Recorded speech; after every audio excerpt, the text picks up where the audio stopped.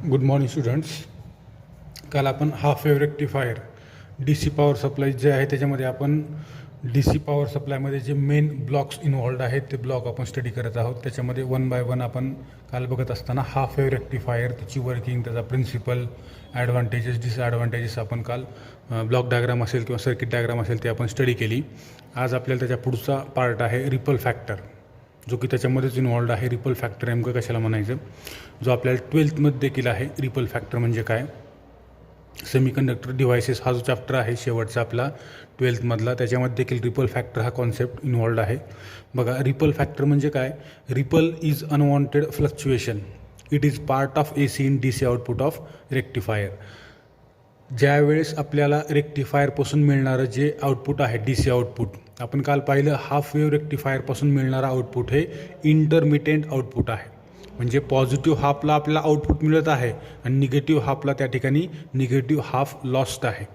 परत पॉझिटिव्ह हाफला मिळत आहे, परत निगेटिव्ह हाफ लॉस्ट आहे, परत positive.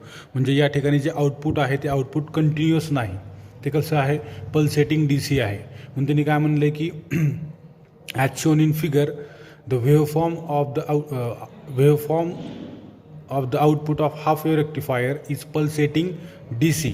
It is not a constant DC. This is known as ripple factor. म्हणजे रिपल फॅक्टर म्हणजे काय आहे तर DC जे आपल्याला आउटपुट मिळत आहे DC, त्या आउटपुटमध्ये ACचा काही फ्रॅक्शन असणं किंवा स्मॉल पार्ट असणं, त्याला म्हणतो आपण रिपल. त्याला काय म्हणतो आपण, रिपल. म्हणजे फॉर एक्झाम्पल समजा एखादं मिक्सचर आहे, त्याला तुम्ही काय करत आहात, प्युरिफाईड करत आहात. समजा पाणी आणि केरोसिन आहे, बरोबर आहे. वॉटर आणि केरोसिन हे एक मिक्सचर आहे जे एकमेकांमध्ये मिक्स होऊ शकत नाही. परंतु ज्यावेळेस आपण केरोसिन आणि वॉटर सेपरेट करत असतो त्यावेळेस वॉटरमध्ये केरोसिनचा काही पार्ट येतो, तर त्यावेळेस त्याला काय म्हणायचं, थोडक्यात त्या ठिकाणी काय झालं, ते मिक्सचर इम्प्युअर झालं, म्हणजे थोडक्यात रिपल. तसं या ठिकाणी रिपल म्हणजे काय आहे, जे आपल्याला कॉन्स्टंट आणि स्मूथ DC आउटपुट मिळायला पाहिजे होतं, ते आउटपुट न मिळतं त्याच्यामध्ये आपल्याला ACचा काही फ्रॅक्शन आला किंवा काही पार्ट आला, त्याला म्हणतो आपण रिपल व्होल्टेज असं म्हणतो. ते DC व्होल्टेज जे आहे ते त्याच्यामध्ये काही ACचा पार्ट असल्यामुळे त्याला काय म्हणतो आपण, रिपल व्होल्टेज. हे स्मूथ DCचा ग्राफ आहे. याच्यामध्ये दिसतं आपल्याला की एक्स ॲक्सिसला ही लाईन पॅरलल आहे. याचा अर्थ हा DC कसा आहे, कॉन्स्टंट आहे आणि कंटिन्युअस आहे. परंतु हा कसा आहे, कॉन्स्टंट हा इंटरमिटेंट आहे, म्हणजे याचा अर्थ तुटक आहे, बरोबर आहे. The ripple frequency is same as frequency of input AC. For example, if input AC mains is 50 hertz, then ripple frequency is 50 hertz. आपण ज्यावेळेस हाफ वेव्ह रेक्टिफायर यूज करतो, हाफ वेव्ह रेक्टिफायरमध्ये काय होतं, आपल्याला जे इनपुट दिलेलं आहे, इथं बघा तुम्ही दिसेल डायग्राममध्ये तुम्हाला इनपुट या ठिकाणी दिलेलं आहे. समजा आपण कन्सिडर केल्याची फ्रिक्वेन्सी 1 हर्ट्ज आहे. किती आहे, 50 हर्ट्ज घेण्याऐवजी 1 हर्ट्ज घेतली आपण. 1 हर्ट्ज म्हणजे काय, हे एक सायकल ते एका सेकंदात पूर्ण करते, ते AC व्होल्टेज, बरोबर आहे. एक सायकल एका सेकंदामध्ये जर पूर्ण करत असेल तर याला काय म्हणतो आपण, याची फ्रिक्वेन्सी 1 हर्ट्ज आहे. मग इथं एक सायकल पूर्ण झालं इनपुटमध्ये, बरोबर आहे. पण DCमध्ये आपल्याला आउटपुटमध्ये काय मिळालं, या ठिकाणी एकच अपर हाफ मिळाला, नेक्स्ट जो आहे तो लॉस मिळाला, बरोबर. तिथं लॉस झाला किंवा त्या ठिकाणी लोअर हाफचं आउटपुट आपल्याला भेटलं नाही. इथं एक सायकल कंप्लीट करायला जेवढा वेळ लागला तेवढाच वेळ या ठिकाणी DC करंट घेतो किंवा DC व्होल्टेज घेते आणि फक्त इथं आपल्याला आउटपुट जे आहे ते कसं मिळेल, हाफ मिळेल किंवा त्याच्या आउटपुट आपल्याला हाफ मिळेल. परंतु फ्रिक्वेन्सी कशी आहे, सेम. बघा, इथं एक सायकल पूर्ण करायला 1 सेकंद लागला, इथं देखील आपल्याला हे आउटपुट मिळायला 1 सेकंद लागतो. परत नेक्स्ट सेकंदमध्ये एक सायकल पूर्ण होईल, इथं देखील आपल्याला आउटपुट त्याच्या हाफ मिळेल. म्हणजे याचा अर्थ फक्त पॉझिटिव्ह हाफला मिळेल, इथं पण 1च सेकंद लागला. म्हणजे याचा अर्थ ACची फ्रिक्वेन्सी जेवढी आहे तेवढीच हाफ रेक्टिफायरमध्ये ती कशी असते, सेम असते किंवा तेवढीच असते. म्हणजे याची फ्रिक्वेन्सी 50 हर्ट्ज असेल तर याची पण 50 हर्ट्ज असेल. But in case of full rectifier, जर समजा इथं फ्रिक्वेन्सी किती आहे, 50 हर्ट्ज आहे, तर इथे किती असते, 100 हर्ट्ज. म्हणजे याचा अर्थ फुल वेव्ह रेक्टिफायरमध्ये येणारं जे आउटपुट आहे त्याची फ्रिक्वेन्सी 2 टाइम्स असते as compared to input AC, बरोबर. हे देखील आपल्याला माहीत असलं पाहिजे, ते आपण फुल रेक्टिफायरमध्ये पाहणार आहोत. आता बघा, ripple factor is defined as it is the ratio of RMS value of AC to the DC voltage. Ripple फॅक्टरला आपण आणखी एक डिफाईन करू शकतो. रिपल फॅक्टर म्हणजे काय? AC व्होल्टेज इन RMS किंवा RMS value of AC voltage. AC व्होल्टेजची RMS व्हॅल्यू, जसं की आपण ERMS is equal to E0/√2 असं लिहितो. बरोबर आहे. आपल्याला ERMS झालेला आहे, IRMS झालेला आहे. AC व्होल्टेजची RMS value divided by DC output voltage, जे काय तुम्हाला आउटपुट व्होल्टेज मिळालेलं आहे. आणि पर्सेंटेज रिपल कसा काढायचा? तर रिपल फॅक्टर मल्टिप्लाइड बाय 100. याच्यावरून आपण काय करू शकतो? त्या ठिकाणी किती रिपल आला आहे म्हणजे याचा अर्थ ACचा किती भाग DCमध्ये इन्व्हॉल्ड आहे ते आपण या इक्वेशनचा यूज करून कॅल्क्युलेट करू शकतो. याच्यानंतर बघा, for half wave rectifier ripple factor is 1.2.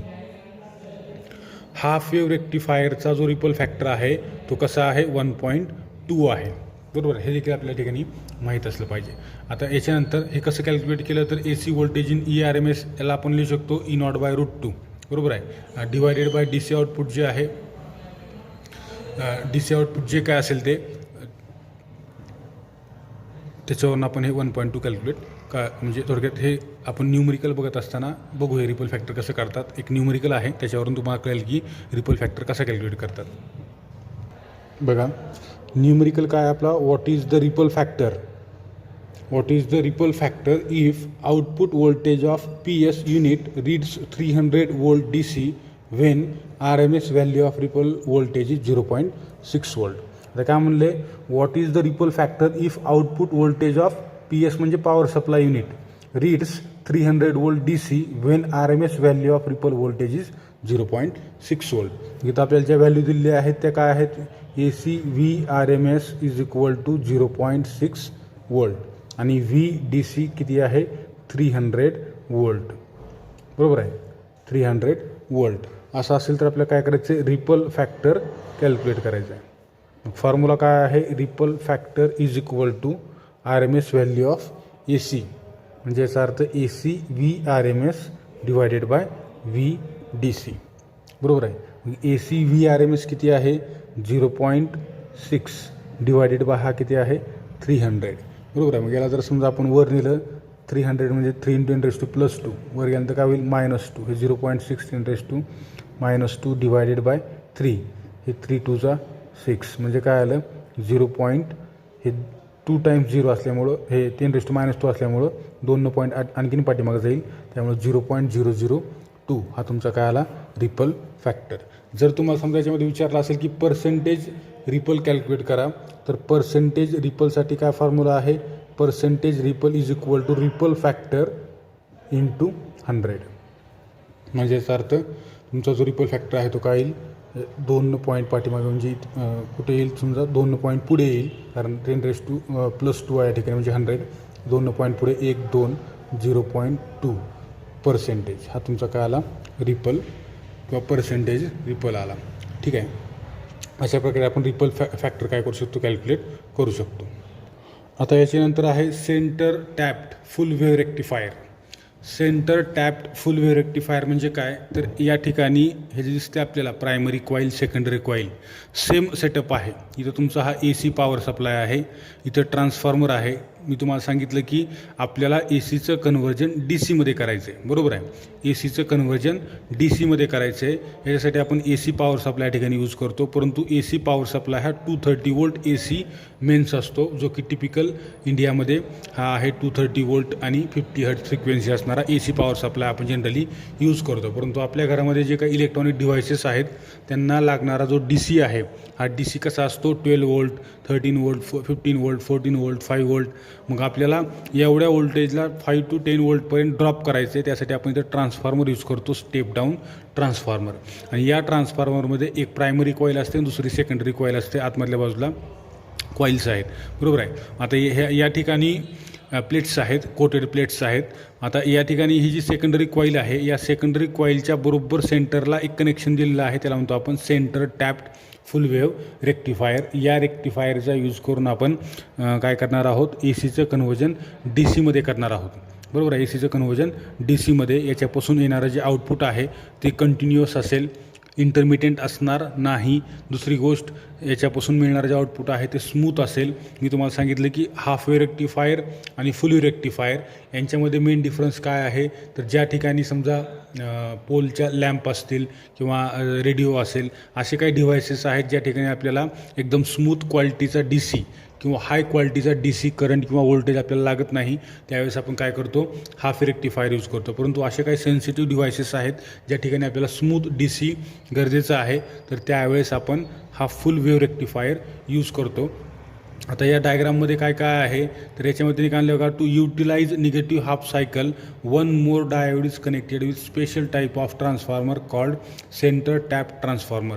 आता जे निगेटिव्ह हाफ लॉस्ट होत होतं, त्या निगेटिव्ह हाफला लॉस्ट न करता किंवा त्याचा यूज किंवा युटिलाइज करण्यासाठी आपण आणखीन एक डायोड यूज केलेला आहे.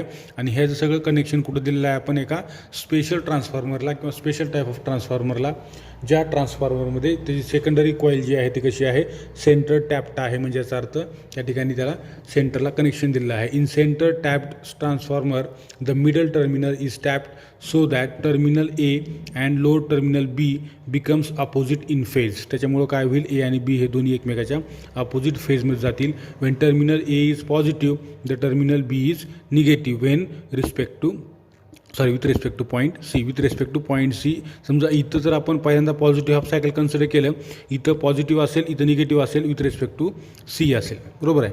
हे जे कन्स्ट्रक्शन आहे याच्यामध्ये AC पॉवर सप्लाय ट्रान्सफॉर्मर आहे. कसला, special type of transformer, centre tap transformer याला म्हणतो आपण. डायोड्स आहेत D1 D2, लोड रेजिस्टन्स आहे, याच्या अक्रॉस आपल्याला काय मिळणार आहे, output voltage that is DC voltage मिळणार आहे. ठीक आहे. हे जर आपलं याचं कन्स्ट्रक्शन, याची ब्लॉक डायग्राम. आता वर्किंग कसं करतं आहे, कशा याचे ॲडव्हान्टेजेस काय आहेत, डिसॲडव्हान्टेजेस काय आहेत, ते आपण नेक्स्ट लेक्चरला बघू. ठीक आहे. या ठिकाणी थांबू आपण. थँक्यू.